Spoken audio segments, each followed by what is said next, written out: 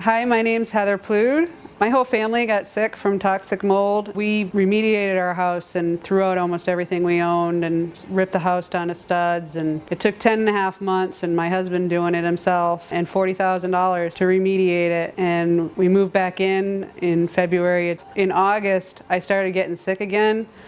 So I did a mold test on my house, and anything over a 12 shouldn't be living in the house. So when we got the test back, it was a 20, and I knew we had to do something about it. So I started looking into the high-tech air machines. I had known about them for a couple of years, but I wasn't sick, so I didn't need them. We did the remediation. I didn't think I'd ever need them. But houses, they can get moldy again. You know, I think ours was just cross-contamination. We never found a water leak. But what happened was I ordered a machine for myself, and my parents had been sick in their house, and I knew it was moldy, so I ordered one for them. And when we put it in my house, I waited 3 months before I tested again. At the 3-month mark, I tested the house the same way I had before, and the test had gone from a 20 to a 6. I was feeling better within a week of putting the machines in. My parents have one in their house. They're feeling better in their house.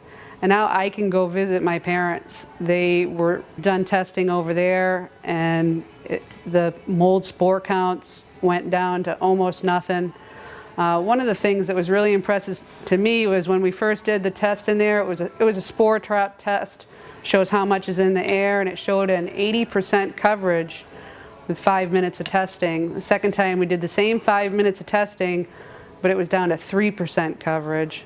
So it just really cleaned up the air over there, and I can go over there and not get sick. So to me, if you can put one of these in a building and someone that's as sensitive as I am cannot get sick, then that means a heck of a lot. It's certainly changed my life, my perspective on mold.